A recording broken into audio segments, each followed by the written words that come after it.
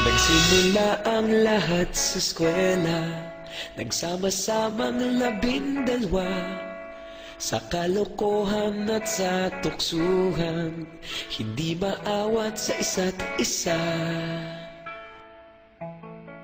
Madalas ang standby sa cafeteria, isang barkada na kaisaya.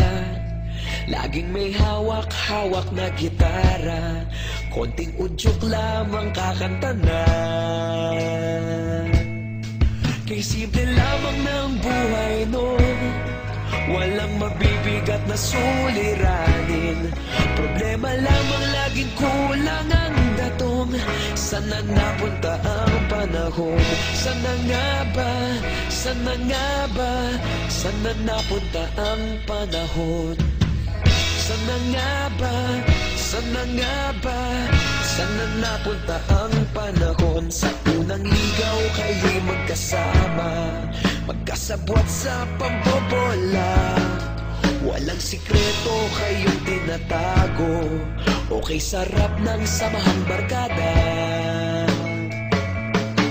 Nagkawatakam na sa kolehiyo, kanya-kanya na ang nilakaran.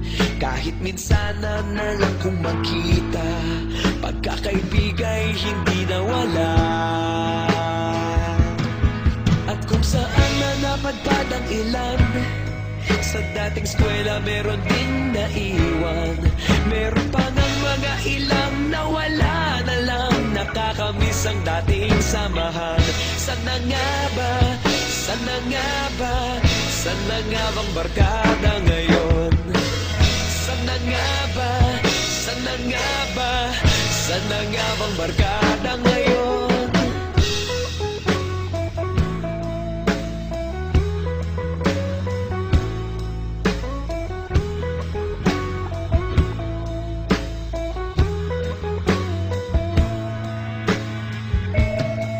Ilang taon din ang nakalipas, wala pa sa aming tatay na nagsusumikap upang yumaman at guminhawang kinabukasan.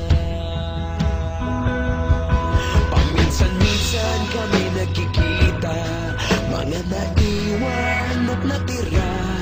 At gaya nung araw namin sa eskwela, pag magkasama'y nagwawala.